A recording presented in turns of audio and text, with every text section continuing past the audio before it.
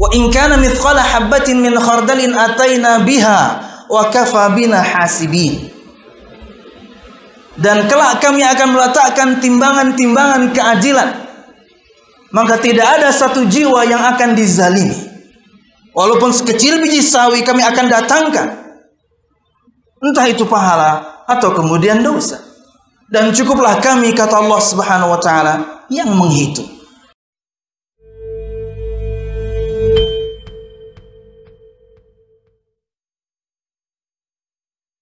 Assalamualaikum warahmatullahi wabarakatuh.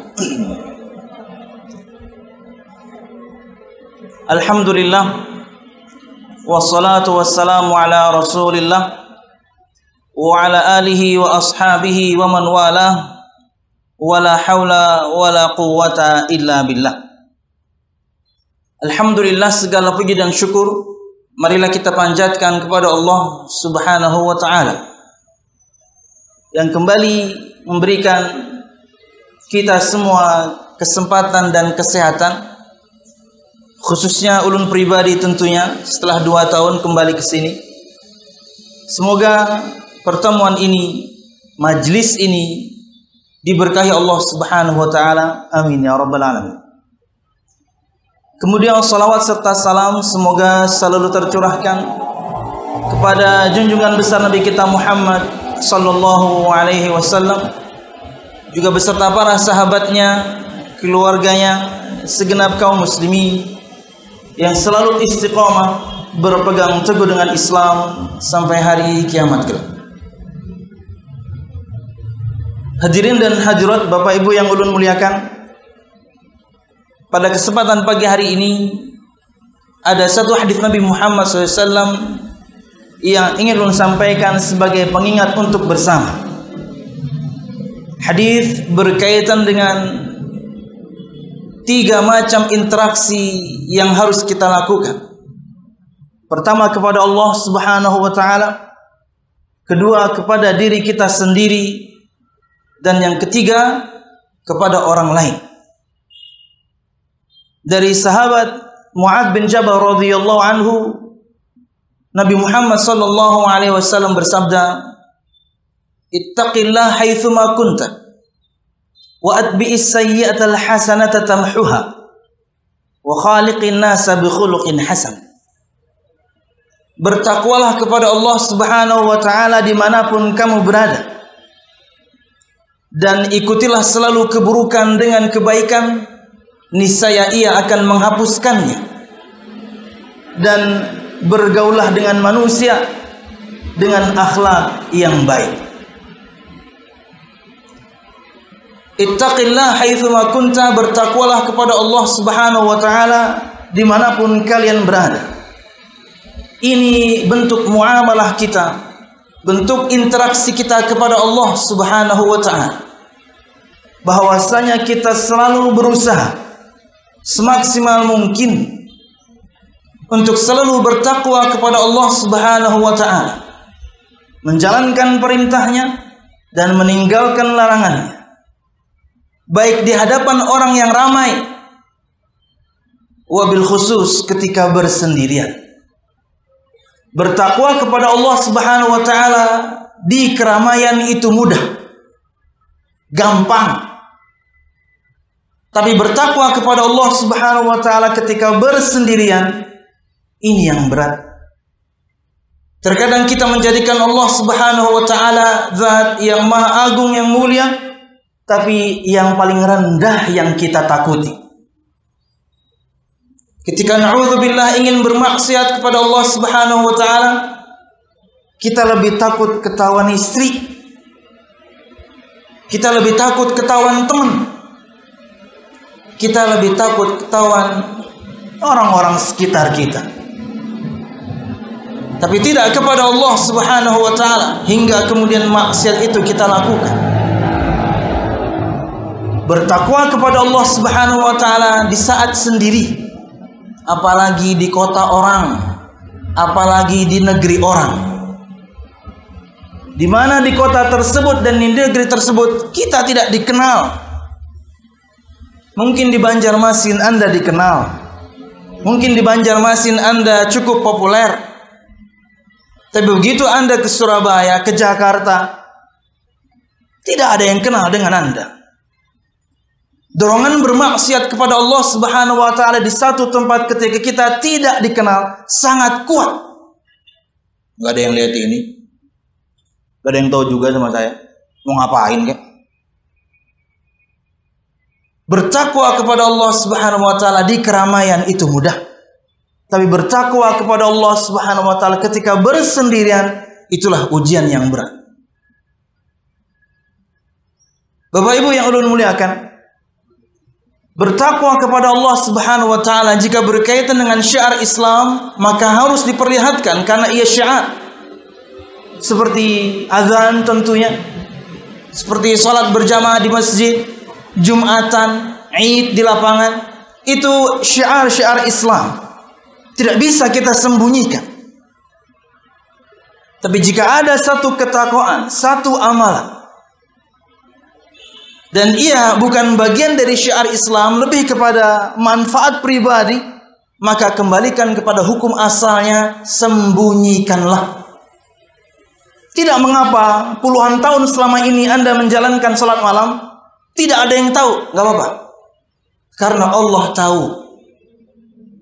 Tidak mengapa puluhan tahun selama ini Anda mungkin bersedekah, bahkan mungkin pasangan Anda pun tidak tahu, nggak apa-apa. Allah tahu. Demi untuk menjaga hati ini dari satu penyakit yang namanya riya, iblis dan semua tentaranya, mungkin ya, ini mungkin, untuk menggiring kita kepada kesyirikan kepada Allah Subhanahu wa taala, sudah putus asa. Apalagi laki-laki di kalangan pian misalnya, 5 waktu aja di masjid kok, gimana mau dirayu untuk berbuat syirik? 5 waktunya di masjid. Pekerjaan pun dia tinggalkan ketika salat datang memanggil. Tapi apakah kemudian dia berputus asa untuk merusak amal Anda? No. Dia akan buat kita kemudian melakukannya ingin dilihat orang, ingin didengar orang, ingin dibicarakan orang, dan dipuji. Itu nikmat luar biasa. Dipuji itu luar biasa nikmat. Hati yang merasakannya pasti. Betul, dia tidak bisa ganggu ibadah kita lagi, puasa kita lagi, sedekah kita lagi. Tapi ingat, ada amal hati atau ada hati yang akan dia rusak niatnya. Dia beribadah selama ini ingin dilihat orang, ingin didengarkan orang, ingin dibicarakan orang. Akhirnya tak berpahala. Maka selama satu amal itu bisa kita sembunyikan, sembunyikan. Tidak mengapa banyak orang tidak tahu, toh Allah Subhanahu wa taala tahu dan mencatatnya. Kata Allah Subhanahu wa taala, "Wa nadha'ul mawazin al-qista li yaumil qiyamah fala tudhlamu nafsun syai'a. Wa in kana mithqala habatin min khardalin ataina biha wa kafa bina hasibin." Dan kelak kami akan meletakkan timbangan-timbangan keadilan, maka tidak ada satu jiwa yang akan dizalimi. Walaupun sekecil biji sawi kami akan datangkan, entah itu pahala atau kemudian dosa. Dan cukuplah kami, kata Allah Subhanahu wa taala, yang menghitung. Jadi tidak perlu berkecil hati ketika selama ini Anda bertakwa kepada Allah Subhanahu wa taala dengan amalan-amalan yang rahasia. Tidak ada yang tahu, nggak apa-apa, Allah tahu. Sembunyikan amal baik kita selama bisa disembunyikan, sama seperti hebatnya kita selama ini menyembunyikan buruk kita, menyembunyikan naib kita. Kita paling jago. Lakukan hal yang sama pada ketaatan kepada Allah Subhanahu wa taala. 2, interaksi kepada diri kita sendiri, yaitu at-taubah. Setiap kali kita melakukan kesalahan, selalu barengi ia dengan ketaatan kepada Allah Subhanahu wa taala. Kata Nabi Muhammad, ikutilah, barengilah selalu perbuatan yang buruk dengan perbuatan yang baik, maksiat dengan ketaatan. Allah Subhanahu wa taala berfirman, "Innal hasanat yudhhibna sayyi'at." Sesungguhnya kebaikan-kebaikan itu, yaitu ketaatan-ketaatan, menghapuskan keburukan-keburukan, yaitu dosa. Dan jika dilihat dari zahir ayat ini, bahwasanya ketaatan secara umum menghapuskan semua dosa-dosa, termasuk di antaranya dosa besar. Tapi di antara perkataan para ulama, Imam An-Nawawi rahimahullah ta'ala, beliau memberikan pengecualian. Jika dosanya itu adalah dosa yang besar, tidak cukup dihapus dengan ketaatan. Harus ada pertaubatan kepada Allah Subhanahu wa ta'ala. Ikhlas dia taubat kepada Allah, kembali taat setelah sebelumnya bermaksiat. Maksiatnya dia tinggalkan.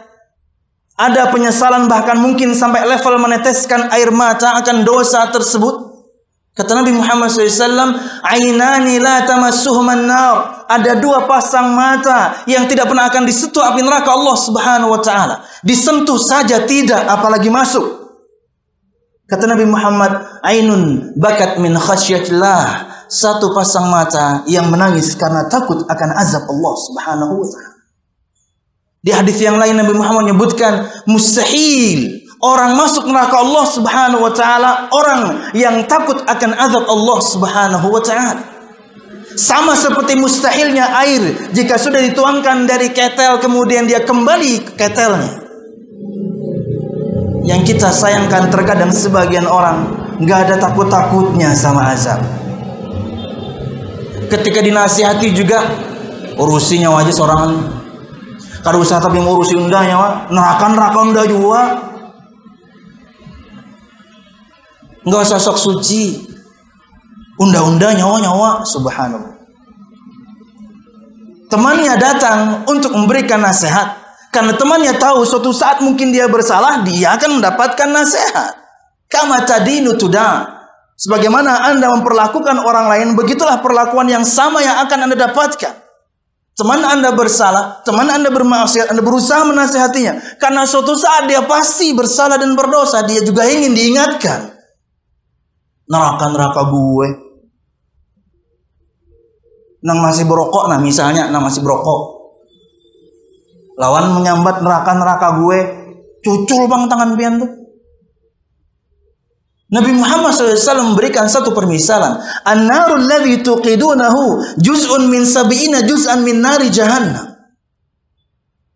Api yang kalian nyalakan itu api dunia, hanya satu bagian dari 70 bagian dari panasnya api neraka Allah Subhanahu wa taala. Neraka gue, cucul coba ya tangan. Inilah interaksi kita dengan diri kita sendiri. Bersalah segera bertobat.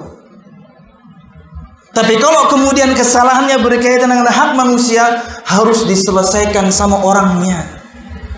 Anda gibahi orang, Anda sholat, nggak bisa. Anda gibahi orang, Anda sedekah, nggak bisa. Selesaikan sama orangnya. Kata Nabi Muhammad SAW, "Man kanat indahu madlamatun li akhihi aw min irdin aw min syai'in falyatahallalhu minhu al-yawm qabla an la yakuna dinarun wala dirhamun." Barang siapa yang punya satu kezaliman kepada saudaranya, entah berkaitan dengan kehormatan, Anda jatuhkan harkat martabat orang lain, Anda permalukan dia, Anda gibahi dia, Anda fitnah dia.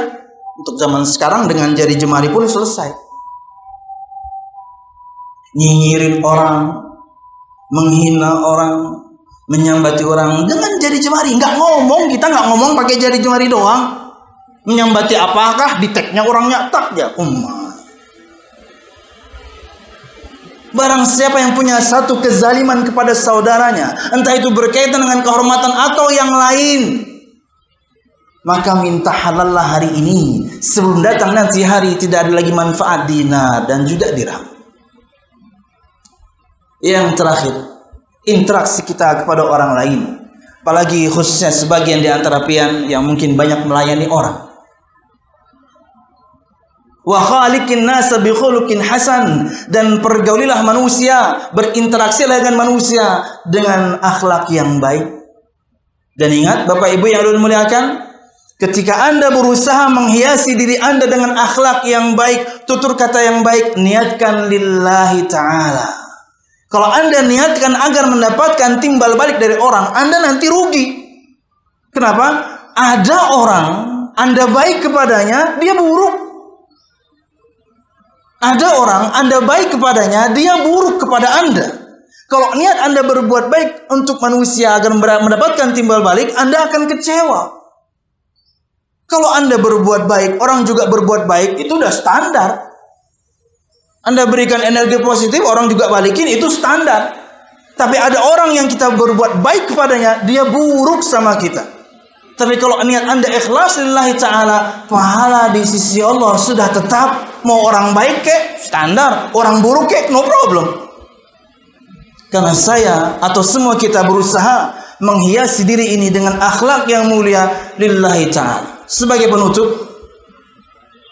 berkata Imam Al-Hasan Al-Basri, akhlak yang baik itu satu, suka memberi. Praktek paling mudahnya mungkin mentraktir kawan makan lah. Suka memberi. Kata Nabi Muhammad, saling memberi hadiahlah kalian, niscaya kalian akan saling cinta. Wa kaful adza, akhlak yang baik itu tidak ganggu orang, tidak dengan perkataan, tidak dengan tulisan, tidak juga dengan perbuatan pastinya. Yang ketiga, akhlak yang baik itu sabar ketika diganggu. Nang rancak dibully lah, sabar aja. Semuanya tercatat kok. Tapi tentunya mudah-mudahan tidak ada di PDAM ya. Biasanya adanya di sekolahan. Amun di sini ada juga sadang dapat apa lagi nang umur seulun lah. 40, 41, 42 sadangnya aja lagi. Umur sudah 40 itu sudah dekat sama kematian, Pak. Sasadangnya ya lagi. Kalau di umur 40 Anda belum menata diri, masih dengan kenakalan umur 30-an, susah Anda baliknya. Rahasia di balik umur 40, ia penentu. Bijak Anda dalam berbuat, selamat Anda sampai umur 60-an, umur umat Nabi Muhammad SAW. Tapi di umur 40 Anda nggak selamat, selesai sampai terakhir ntar. Susah baliknya. Dan yang terakhir, wal wajhut talik, akhlak yang baik itu adalah wajah yang sumringah. Apalagi mungkin ibu-ibu di bagian pelayanan, berikan yakni wajah yang sumringah kepada pelayan. Itu bagian dari akhlak yang mulia yang kemudian disebutkan oleh Imam Al-Hasan Al-Basri. Wallahu a'lam bissawab. Kata Nabi Muhammad SAW, la tahkiranna minal ma'rufi syai'an walau an talqa akhaka biwajhin talik. Jangan pernah kalian meremehkan kebaikan sekecil apapun walaupun cuma hanya tersenyum kepada saudara kalian. Maka berikan wajah yang sumringah, berikan kebahagiaan kepada orang, itulah akhlak yang mulia. Niatkan lillahi ta'ala. Ini yang bisa saya sampaikan. Mudah bermanfaat, salah dan khilaf, mohon maaf. Mudahan pertemuan kita ini, perjumpaan kita ini mendapatkan berkah dari Allah Subhanahu wa taala. Amin ya rabbal alamin. Assalamualaikum warahmatullahi wabarakatuh.